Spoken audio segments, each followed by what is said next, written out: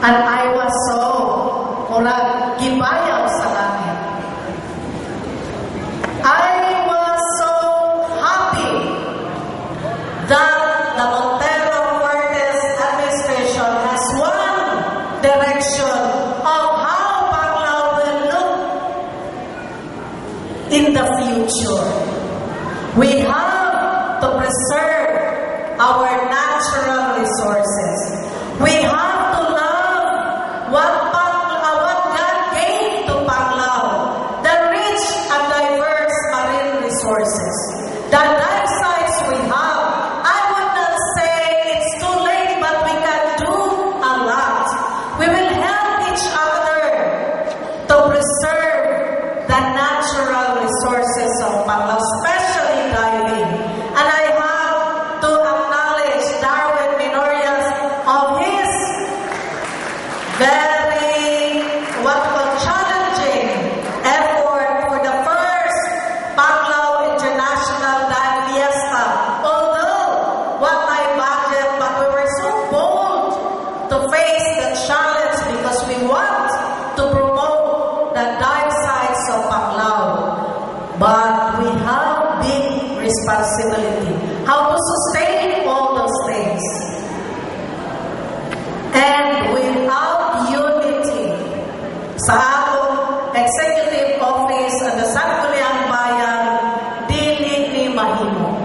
Now, atong tapakan ang Sangguniang Bayan kay daghan sila mga ordinansa and regulations to preserve the environment sa atong lungsod sa Panglao. Aron kining mga gagmay nga mga kabataan, kining akong apo, makakaon in the future. I just like to share you why I am here in politics. I think the pioneers would say, Nina, anong niapil pa mga politika? Sa una, kung mamaylo kang kanon, hayahay nakakaroon, anong lisod pa magkana as if you are punishing yourself. You have to enjoy what God had given to you. But when I look at my grandchildren, I have fears in my heart. Because when I was still a young girl, I was a graduate of Wisdom Pass, the Pass Elementary School, wherein teachers were paid before of 9,000 pesos per month. So, naikitawagan my day o fly day.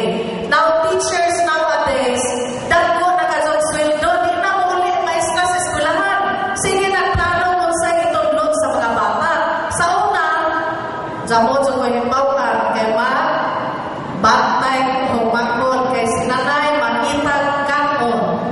Karon ay when I look at my children that I was able to send them to a very good school. Even ang atong SK Federated President Aya Montero graduated in Northwood University in Florida. Wagan sa kong pagdahom o magkasakay kong aeroplano. Mayon na kong lula libot ang po. When I look at my grandchildren, naguna-una ko, what will be their future if dili ko ulihog for Panglao together with the Sangguniang Bayan aron to sustain ang atong tourism industry, aron ang atong economic situation of Panglao sa kalay sa ako na tagawtang nga kaharuhay sa kinabuhi, matagaw-taman usang kini sa atong mga anak in the future. We are so thankful, and we should be thankful to our patron Saint Agustin for giving Panglao the Montero Cortes administration together with the Sangguniang Bayan members, because only in unity the Panglao has to move on in order to protect and sustain our livelihood.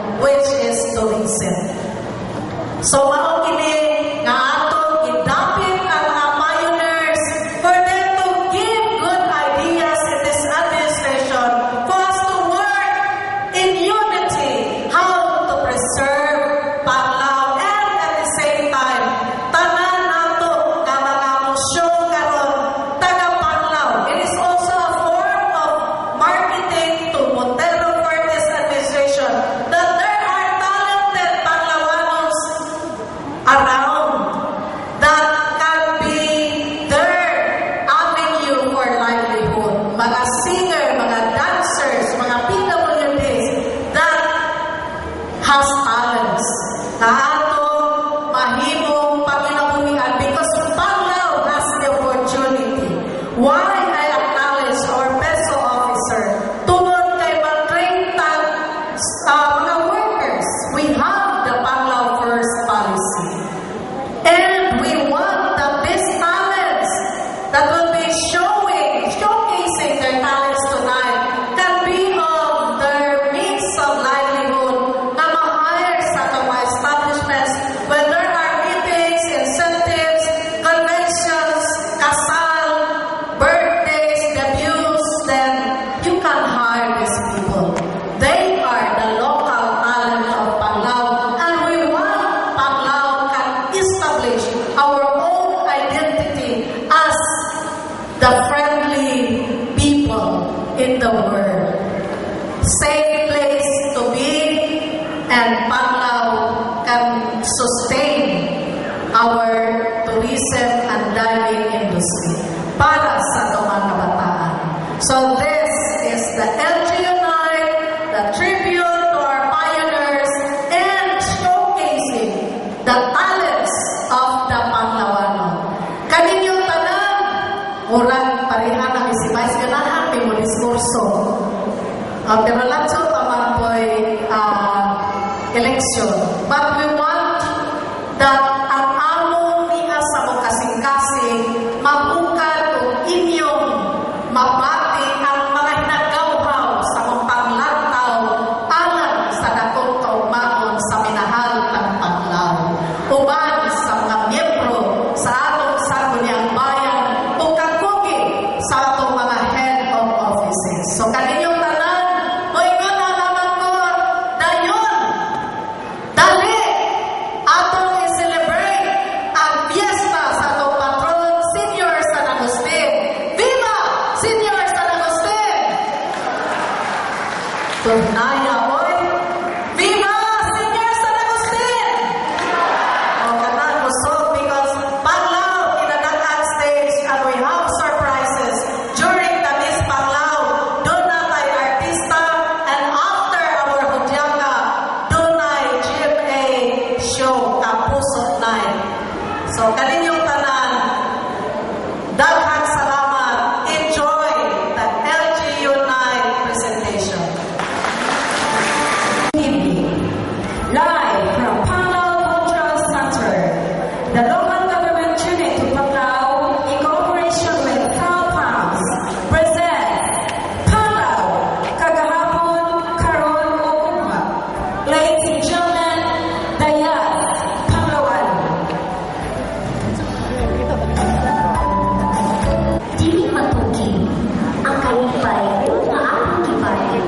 Nasa mga usapa, atong ihambulaw na usap ang kasaysayan ni atong lungsod, ang Panglao. Panglao, gikan sa pulong Panglao, nga moong ipasabot gamit sa pag-angisda. Kinarawan niya ang yanong Pangulo sa atong mga katigulangan. Ang simple na panginabuhian nga mao ang pagpangisda o pag-umaw. Human sa tibok adlaw pagpaningkamot nga mao ang pag-ani sa bahanding ni iyang kadagatan o kayutaan. Ang yanang Panglawan nga puno sa pugi o kadasin o pahiluna sa pagkakasya